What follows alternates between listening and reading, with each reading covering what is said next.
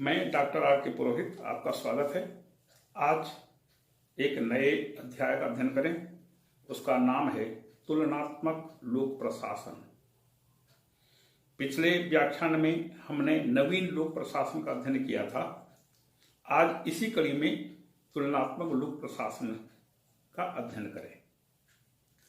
विशेष करके द्वितीय विश्व युद्ध के बाद के वर्षों में जो अंतरराष्ट्रीय स्तर पर बहुत बड़ा परिवर्तन देखने को मिला। क्या अंतरराष्ट्रीय परिवर्तन हुआ कि पहले केवल यूरोप का ही अंतरराष्ट्रीय राजनीति में वर्चस्व था। यूरोप की राजनीति को अंतरराष्ट्रीय राजनीति का नाम दिया जाता था। द्वितीय विश्व युद्ध समाप्त हुआ, शक्ति के दो नए केंद्र उत्पन्न हुए, संयुक्त राज्य अमेरिका, सोवियत संघ। इन दोनों के बीच शीत युद्ध चला। अमेरिका की पूंजीवादी व्यवस्था, सोवियत संघ की साम्यवादी व्यवस्था।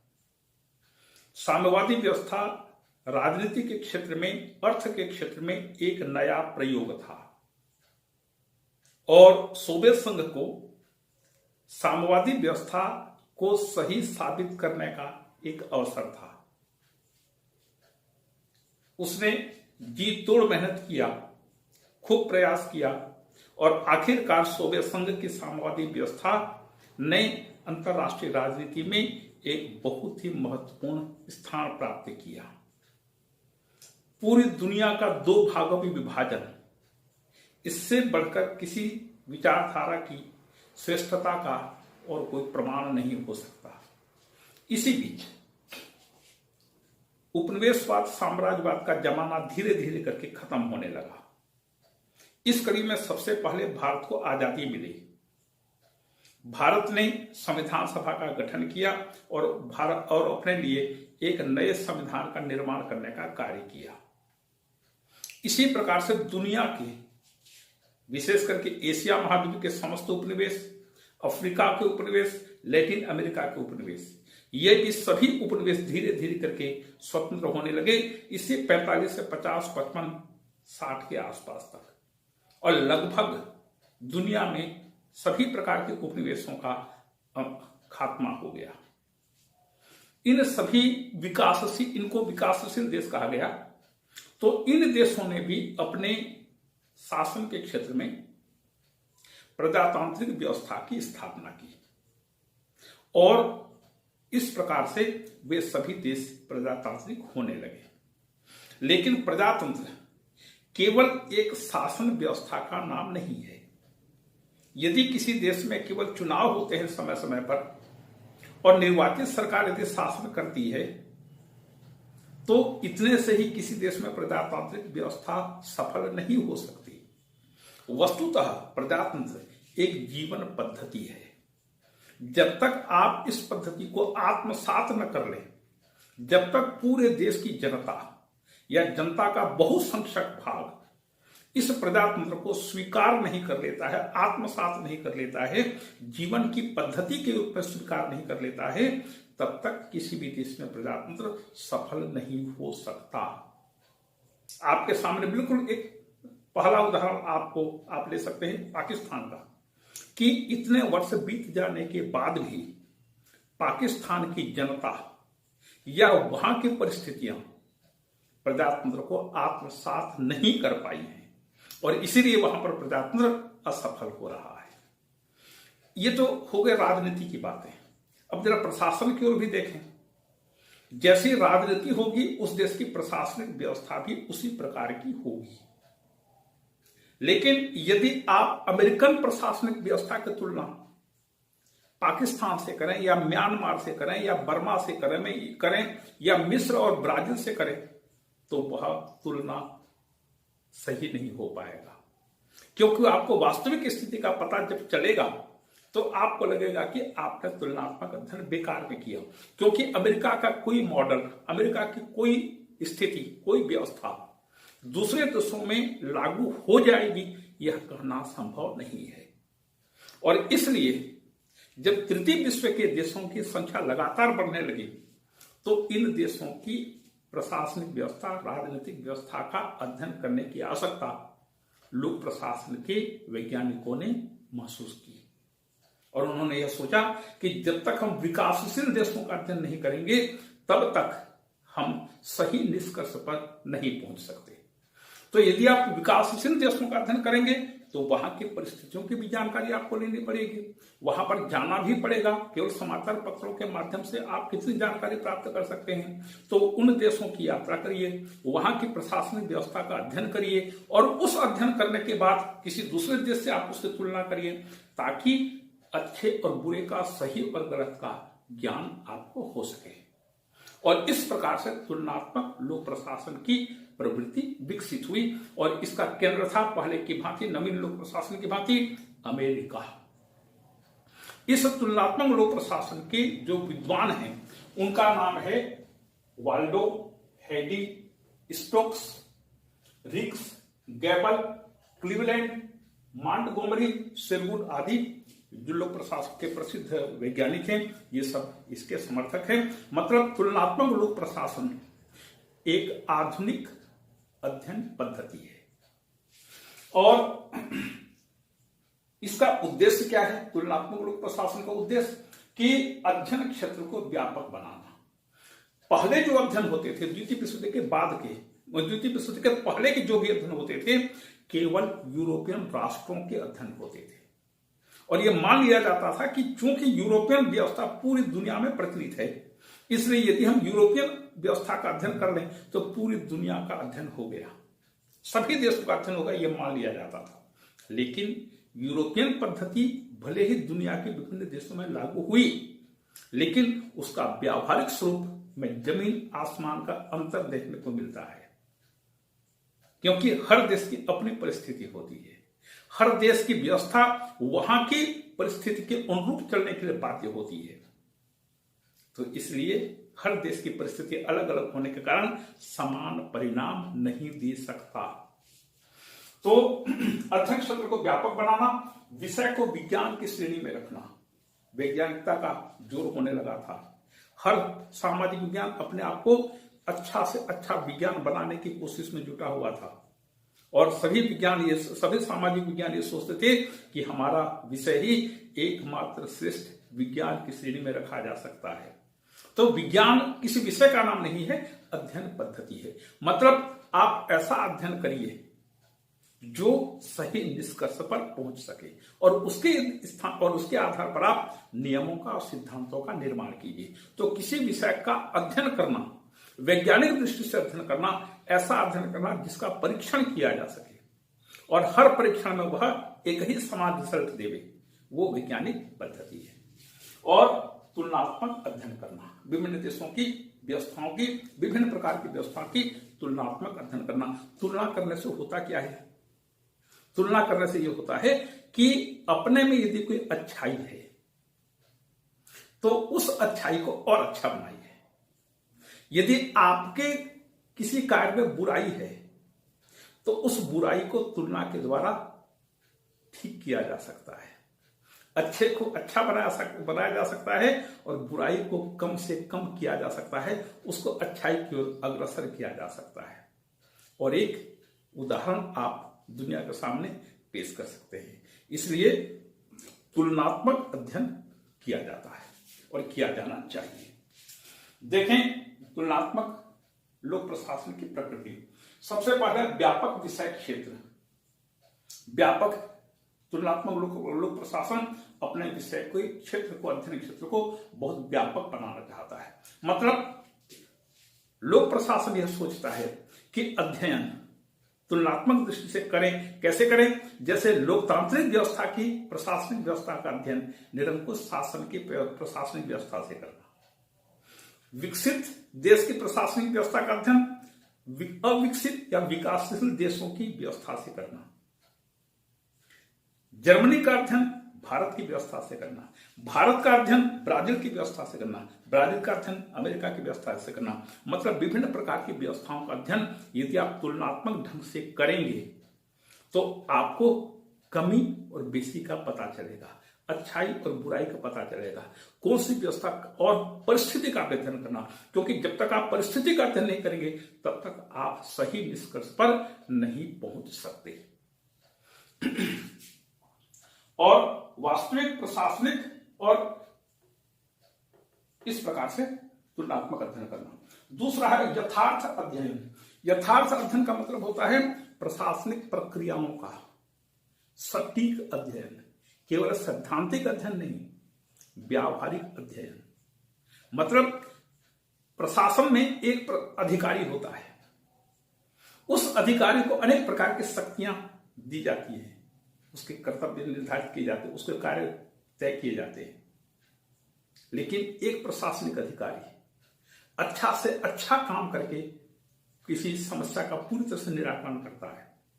दूसरा अधिकारी उस जगह पर आता है तो उसमें उतनी क्षमता नहीं होती, उसकी इच्छा नहीं होती, परिणाम स्वरूप वह असफल होकर रह जाता है। तो चीज एक ही है, कुर्सी एक है, कार्य, शक्तियां, अधिकार, दायित्व सब एक समान है, लेकिन व्यक्ति के व्यक्तित्व का प्रभाव पड़ता है। तो आप व्यावहारिक अध्ययन जब तक नहीं करेंगे तब तक आपका निष्कर्ष सटीक नहीं हो सकता। तो यथार्थ का अध्ययन करना। तीसरा है सैद्धांतिक और व्यावहारिक अध्ययन करना। सिद्धांत का भी अध्ययन करना, व्यवहार का भी अध्ययन करना, और दोनों का अध्ययन करने के बाद निष्कर्ष तक पहुंचना, ताकि नियम और सिद्धांतों का निर्माण किया जा सके। चौथा है विकासशील देशों की प्रशासनिक प्रक्रिया और व्यवस्था का अध्ययन करना। विकासशील देश, दुनिया में विकासशील देशों की संख्या सैकड़ों में है, जबकि विकसित देशों की संख्या कम है। अविकसित देशों की संख्या भी कम है, लेकिन सबसे ज्यादा दुनिया में यदि देश हैं तो विकासशील राष्ट्र हैं। विकासशील का मतलब जो विकास की सड़क पर चल रहे हैं, जो विकास की प्रक्रिया से भी गुजर रहे हैं, उसमें भारत भी है। तो विकासशील देशों की व्यवस्था का परिस्थिति के अनुरूप अध्ययन करना, मतलब उस देश की परिस्थिति का अध्ययन करते हुए उस प्रशासनिक व्यवस्था और प्रक्रिया का संपूर्ण अध्ययन करना। फिर लोक प्रशासन का अध्ययन को वैज्ञानिक बनाना, ये तो क्लियर हो चुका है। लोक प्रशासन को स्वायत्त विषय के रूप में स्थापित करना। लोक प्रशासन एक स्वायत्त विषय के रूप में स्थापित करने का प्रयास वैज्ञानिक करते रहे हैं, लेकिन जब तक राजनीति विज्ञान नहीं होगा, लोक प्रशासन अकेले काम नहीं कर सकता। एक तरफ राजनीति विज्ञान है, सिक्के का दो पहलू, एक तरफ लोक राजनीति विज्ञान है और दूसरी तरफ लोक प्रशासन है। दोनों एक ही सिक्के के दो पहलू हैं, दोनों एक दूसरे के बिना अधूरे हैं। क्योंकि जब तक लोक प्रशासन नहीं होगा, राजनीति काम नहीं कर सकता, और जब तक राजनीति नहीं है, उसको निर्देश देने वाला कोई नहीं हो सकता। तो दोनों का एक साथ होना आवश्यक है, लेकिन वैज्ञानिक सोचते हैं कि लोक प्रशासन को स्वायत्त विज्ञान का रूप में स्थापित करना हमारा प्रयास है। ठीक है, कोशिश करनी चाहिए। और विषय वस्तु का सटीक अध्ययन करना। सटीक अध्ययन मतलब व्यावहारिक अध्ययन करना। यह है तुलनात्मक लोक प्रशासन की प्रकृति। तुलनात्मक लोक प्रशासन को परिभाषित करते हुए राफाली कहता है कि तुलनात्मक लोक प्रशासन प्रशासनिक व्यवस्थाओं का तुलनात्मक अध्ययन है। स्पष्ट है, प्रशासनिक व्यवस्थाओं को तुलनात्मक अध्ययन, ताकि सही गलत का, अच्छा बुरा का पता लगाया जा सके, और कोई व्यवस्था अच्छी है उसको अपनाया जा सके। कोई व्यवस्था गलत हो रहा है, काम नहीं कर रहा है, उसको अच्छा बनाने का प्रयास किया जा सके। ये तुलनात्मक अध्ययन हुआ। अब देखें तुलनात्मक अध्ययन का स्वरूप। सबसे पहले है स्थानीय, इसमें 4 प्रकार की तुलना: स्थानीय, राष्ट्रीय, अंतरराष्ट्रीय और ऐतिहासिक। स्थानीय तुलना, जैसे राजस्थान में कोई व्यवस्था चल रही है, उस राजस्थान की व्यवस्था की तुलना हरियाणा से करना, पंजाब से करना, मध्य प्रदेश से करना, छत्तीसगढ़ से करना। जैसे पंचायती राज्यों की स्थापना पूरे देश में हो चुकी है, तो मध्य प्रदेश की पंचायती राज व्यवस्था की तुलना राजस्थान की पंचायती राज व्यवस्था से करिए, तुलनात्मक अध्ययन हुआ। ये स्थानीय तुलनात्मक अध्ययन हुआ। दूसरा है राष्ट्रीय। राष्ट्रीय स्तर पर प्रशासनिक, जैसे प्रशासनिक व्यवस्था का अध्ययन, जैसे कलेक्टर का अध्ययन। छत्तीसगढ़ में कलेक्टर की स्थिति क्या है, इसकी तुलना आप राजस्थान से करिए, पंजाब से करिए, उत्तर प्रदेश से करिए, दक्षिण भारत के किसी प्रदेश से करिए, राष्ट्रीय स्तर पर तुलना करना, ये राष्ट्रीय स्तर पर तुलना हुआ।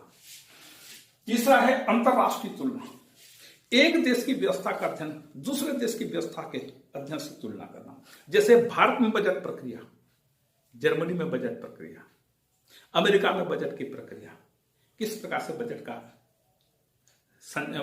से बजट तैयार किया जाता है, पारित किया जाता है, लागू किया जाता है, उसमें लिमिटेशंस क्या क्या है, ये अंतरराष्ट्रीय स्तर पर अध्ययन किया जाता है। जैसे अमेरिका में भी स्थानीय स्वशासन की संस्थाएं हैं, भारत में भी स्थानीय स्वशासन की संस्थाएं हैं, दोनों की तुलना करिए, ये अंतरराष्ट्रीय तुलनात्मक अध्ययन हुआ। जैसे भारत में भी प्रशासनिक व्यवस्था है, फ्रांस में भी प्रशासनिक व्यवस्था है, अमेरिका में, दुनिया के विभिन्न देशों में प्रशासनिक व्यवस्था है। अंतरराष्ट्रीय स्तर पर दो देशों की तुलनात्मक अध्ययन करना, ये अंतरराष्ट्रीय अध्ययन हुआ। और ऐतिहासिक तुलना के अंतर्गत क्या है, जैसे भारत में अलग अलग शासकों ने समय पर शासन किया। जैसे चंद्रगुप्त मौर्य ऐसे पहले राजा थे जिन्होंने पूरे भारत को पहली बार संगठित किया। तो चंद्रगुप्त मौर्य के समय की प्रशासनिक व्यवस्था क्या थी, अकबर के शासनकाल में प्रशासनिक व्यवस्था क्या थी, आज हमारी व्यवस्था प्रशासनिक दृष्टि से कैसी है, ऐतिहासिक दृष्टि से तुलना करना, ये अध्ययन करने का प्रकार है। अच्छा, इस अध्ययन में भी व्यापक अध्ययन, मध्यम अध्ययन, सूक्ष्म अध्ययन होता है। व्यापक अध्ययन मतलब व्यापक तौर पर भारत की प्रशासनिक व्यवस्था का अध्ययन आप पाकिस्तान की व्यवस्था से करिए, व्यापक तौर पर, ये व्यापक हुआ। या अमेरिका की व्यवस्था के साथ तुलना करिए, ये व्यापक अध्ययन हुआ। एक बात और, भारत की प्रशासनिक व्यवस्था ब्रिटिश प्रशासनिक व्यवस्था की नकल है लगभग, क्योंकि भारत में अंग्रेजी व्यवस्था थी, अंग्रेजी शासन था और ब्रिटिश व्यवस्था की अधिकांश चीजों को हमने स्वीकार किया है। तो वर्तमान समय व्यावहारिक दृष्टि से जब तक आप भारत की प्रशासनिक व्यवस्था को ब्रिटिश व्यवस्था से तुलनात्मक अध्ययन नहीं करेंगे, तब तक आपको अच्छा और बुरा का ज्ञान नहीं होगा। यद्यपि ब्रिटिश व्यवस्था को हमने अपनाया है, लेकिन ब्रिटिश व्यवस्था तो ब्रिटिश व्यवस्था है, बिल्कुल प्योर है, वह ओरिजिनल है, हमने तो उससे सीख करके काम करना शुरू किया है। तो दोनों का तुलनात्मक अध्ययन करना, ये व्यापक अध्ययन हुआ। दूसरा है मध्यम अध्ययन, एक छोटी सी चीज का अध्ययन करना। एक छोटी सी चीज का मतलब जैसे कलेक्टर, भारत में कलेक्टर व्यवस्था है, जिला प्रशासन है, इंग्लैंड में भी जिला प्रशासन है, अमेरिका में भी जिला प्रशासन है, तुलना करना एक छोटे से भाग का। और फिर है सूक्ष्म अध्ययन। सूक्ष्म अध्ययन के अंतर्गत एक छोटी से छोटी चीज का गहराई में जाकर के अध्ययन करना, वो भी तुलनात्मक दृष्टि से दो देशों की व्यवस्था का तुलना करना। जैसे भारत में सबसे छोटी, भारत में केंद्र सरकार है, प्रांतीय सरकार है, उसके बाद संभाग है, फिर जिला है, फिर तहसील है। तो भारत में तहसील व्यवस्था है, तहसील में एक एसडीएम होता है, एक तहसीलदार होता है। क्या यह व्यवस्था म्यांमार में है, ब्राजील में है, अर्जेंटीना में है, बल्गारिया, रोमानिया, इन देशों में है? यदि है, उसका स्वरूप क्या है? दोनों की शक्तियों सूक्ष्म रूप में अध्ययन करना, छोटी सी चीज का अध्ययन करना, ये इसके प्रकार हुए। अब देखें रिग्स मॉडल। रिग्स एक प्रोफेसर थे लोक प्रशासन के अमेरिका में, उन्होंने एक मॉडल दिया जिसे 3 रूपों में अलग अलग अभिव्यक्ति किया जाता है। सबसे पहला है परिस्थितिकीय दृष्टिकोण। रिग्स तुलनात्मक अध्ययन के बहुत बड़े वैज्ञानिक थे और विशेष करके द्वितीय विश्व युद्ध के बाद के वर्ष में जैसे परिस्थितियां परिवर्तित हुई, उन संदर्भों में उन्होंने तुलनात्मक लोक प्रशासन को और आगे बढ़ाने का काम किया। उनका स्पष्ट कहना था कि परिस्थितियां हर देश की अलग अलग होती हैं और हर देश की प्रत्येक व्यवस्था को परिस्थितियां प्रभावित करती है। तो सबसे पहले उनका मॉडल है परिस्थितिकीय मॉडल या परिस्थितिकीय दृष्टिकोण। परिस्थितिकीय दृष्टिकोण में कितनी चीजें हैं? अभी मैंने बताया कि हर देश की परिस्थिति अलग अलग होती है। हर देश में परिस्थितियां उस देश की संपूर्ण व्यवस्था को प्रभावित करती है। ये परिस्थितियां भौतिक हो सकती है, प्राकृतिक हो सकती हैं, राजनीतिक हो सकती हैं, सामाजिक हो सकती हैं, आर्थिक हो सकती हैं, सांस्कृतिक और धार्मिक हो सकती हैं, अलग अलग प्रकार की परिस्थितियां, और प्रत्येक परिस्थिति उस देश की विभिन्न प्रकार की व्यवस्थाओं को, हर चीज को प्रभावित करती है। ऐसा बहुत कम होता है कि एक देश की संपूर्ण परिस्थिति को ही परिवर्तित कर दिया जाए। जैसे 1917 में जब सोवियत संघ में साम्यवादी क्रांति हुई थी, तो सोवियत संघ की नई सरकार ने, मतलब लेनिन और उसके बाद स्टालिन ने, जारशाही के समय की पूरी व्यवस्थाओं का पूरी तरह से खात्मा करके एक नई व्यवस्था का सूत्रपात किया था। मतलब कि पुराने हर चीज का समाप्त कर दीजिए, अलग कर दीजिए, और एक नई व्यवस्था के अनुरूप अपना जीवन यापन शुरू करिए। तो ऐसा हर देश नहीं हो सकता। लेकिन भारत जैसे देश में, भारत में 1947 में आजादी मिली, और भारत में जो शासक वर्ग आया उसने क्या किया, उसने उपनिवेशवादी व्यवस्था में जो चीजें थी उसको यथावत आगे कंटिन्यू करने का काम किया। और इसीलिए हमारे देश की प्रशासनिक व्यवस्था बहुत ज्यादा असफल मानी जाती है। इसमें अनेक प्रकार की बुराइयां आ गई हैं। जिस प्रकार से विदेश नीति के क्षेत्र में पंडित नेहरू ने एक कोरे स्लेट से, एक कोरे पन्ने से अपना काम शुरू किया, इसी प्रकार से उन्होंने आंतरिक नीति में वो काम नहीं किया। आंतरिक नीति हमारी वहां से शुरू हुई जहां पर अंग्रेज हमको छोड़कर गए थे। यदि भारत की परिस्थिति के अनुरूप भारत की आंतरिक नीति को भी बनाया गया होता तो आज भारत कहां से कहां जा चुका होता। तो खैर, जो होना था हो गया, लेकिन उसी को हमको कंटिन्यू करना पड़ रहा है, तो परिस्थिति का प्रभाव पड़ता है। तो रिक्स कहते हैं जीव और परिवेश के संबंध का अध्ययन किया जाना चाहिए, क्योंकि हर प्राणी, हर मनुष्य, हर जीव परिस्थिति के अनुरूप जीवन यापन करने के लिए बाध्य होता है, और उसी के अनुरूप वह आचरण करने के लिए भी बाध्य होता है।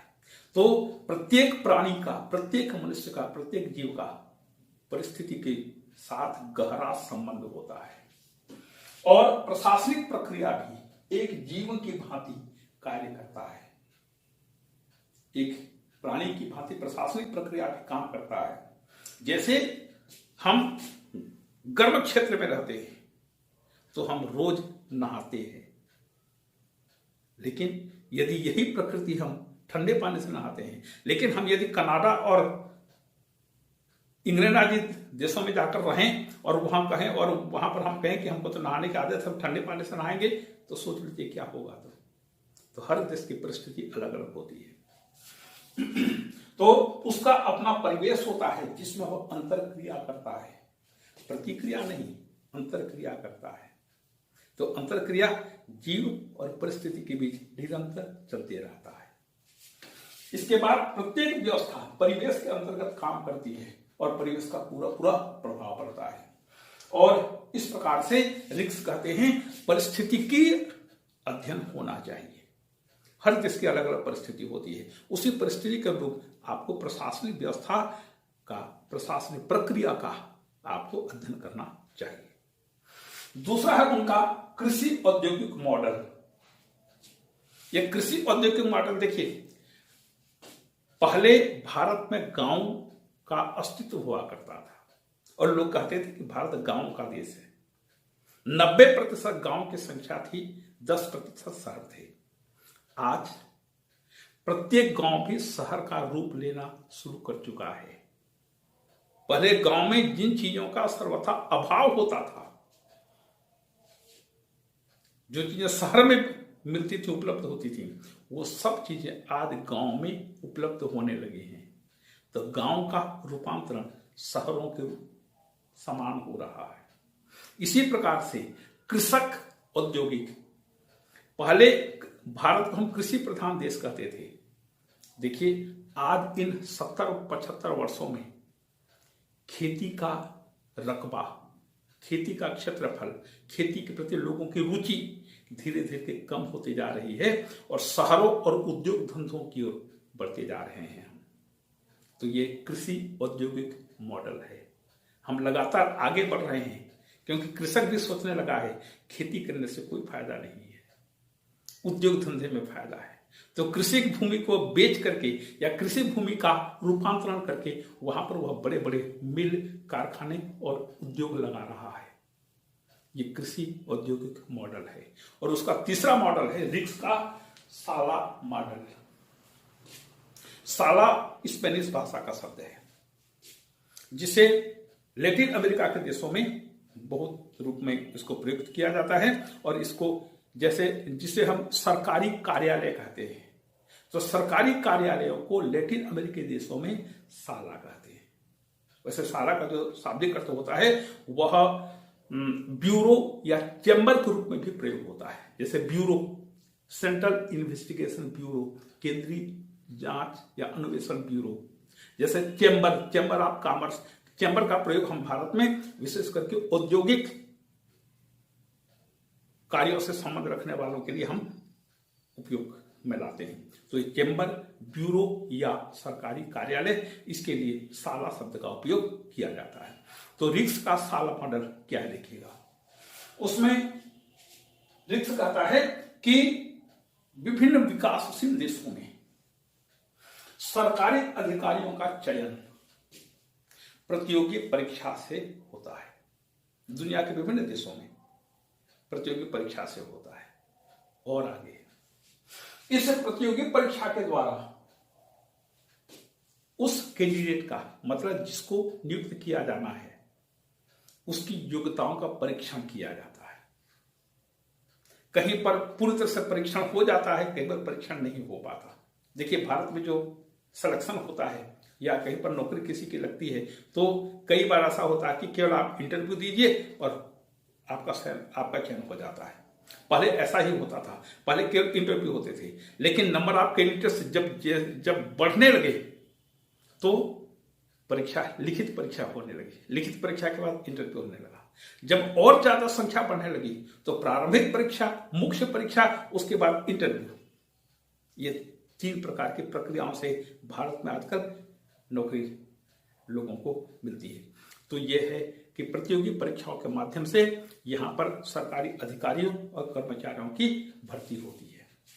लेकिन भाई भतीजावाद, भ्रष्टाचार, निजी उन्नति, नियमों की अवहेलना और ईमानदारी से नियमों का क्रियान्वयन नहीं होना, ये बिल्कुल आम बातें हैं। भारत के संदर्भ में इन सब चीजों को आप जानते हैं और कई बार आपका इन चीजों से सामना भी हो चुका होगा। भाई भतीजावाद, भ्रष्टाचार, नियमों की अवहेलना, ये तमाम चीजें हम रोज देखते हैं, रोज सुनते हैं। तो ये चीजें देखी जाती हैं। फिर नौकरशाही का प्रभुत्व होता है। भारत जैसे देश में नौकरशाह इतना ज्यादा बढ़े चढ़े हैं जितना दुनिया के अन्य विकसित देशों में देखने को नहीं मिलेगा। क्यों? क्योंकि भारत जैसे लोकतांत्रिक देश में जो व्यक्ति मंत्री बनते हैं, जो हमारे सांसद या विधायक मंत्री बनते हैं, उससे ज्यादा पढ़े लिखे और अनुभवी नौकरशाह होते हैं। स्वाभाविक है यदि मंत्री कम पढ़े लिखे हैं तो वह उस प्रकार से अपनी बुद्धि का उपयोग नहीं कर सकते जैसा एक अनुभवी नौकरशाह कर सकता है। वह अनुभवी होता है, नौकरशाह होता है। वह प्रतियोगी परीक्षा उत्तीर्ण करके लगातार 15, 20, 25, 30 साल तक नौकरी करने के बाद आपकी सेवा में आता है, तो आपके सामने वह बहुत ऊंचा हो जाता है। आप उसके सामने कहीं नहीं टिकते।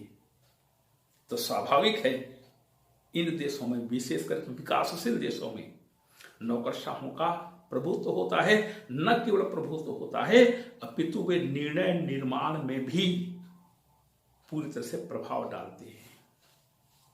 निर्णय निर्माण में प्रभाव, बहुत कम ऐसे लोग होते हैं, बहुत कम ऐसे शासक होते हैं जो नौकरशाहों पर प्रभुत्व स्थापित कर पाते हैं। एक आपको छोटा सा उदाहरण देता हूं। जब नरेंद्र मोदी आए, प्रधानमंत्री बने,